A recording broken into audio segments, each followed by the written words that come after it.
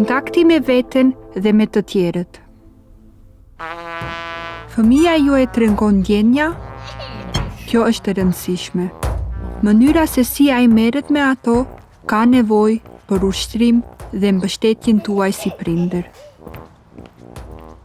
Qoftë gëzim, frikë, zemërim, trishtim ose neveri. Fëmijët duhet të dinë si quhen ndjenjat të ndryshme, si t'i njohin atë dhe si të gjithë e kanë vendin e tyre. Emërtoni nëse dikush është i zemëruar ose i letësuar. Nëse një situatë është gazmore ose e trishtuar.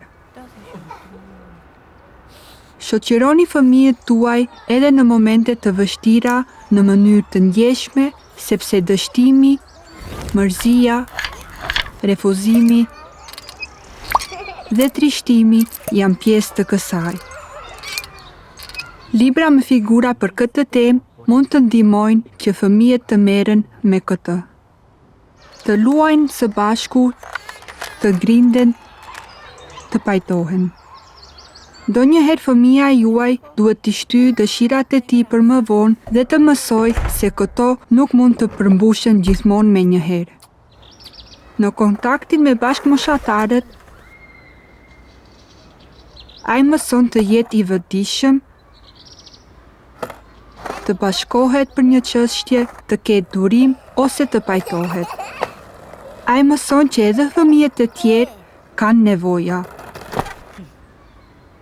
Këtë përvoja janë të nevojshme për atë për të orientuar në një grup.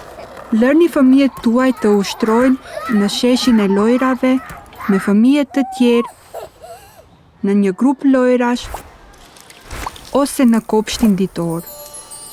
Keni kujdes për këtë edhe në jetën familjare. Lërni njëri tjetrin të mbarojë së folurit gjatë drekës, prisni derisa babai të ketë përfunduar ndrimin e pelenës së motrës së vogël, ose derisa nëna të jetë veshur. Në rast të sjelljes agresive, vendosni kufi të qartë. Me hyrjen në shkollë, fëmia juaj bëhet pjesë e një grupi. Ai e ndan vëmendjen e personit mësimdhënës me fëmijët e tjerë dhe duhet të presë derisa të ketë radhën. Kjo do të jetë më lehtë për të nëse ai trajton mirë ndjenjat e tij, mund t'i marrë parasysh të tjerët, t'i shtyje nevojat e tij.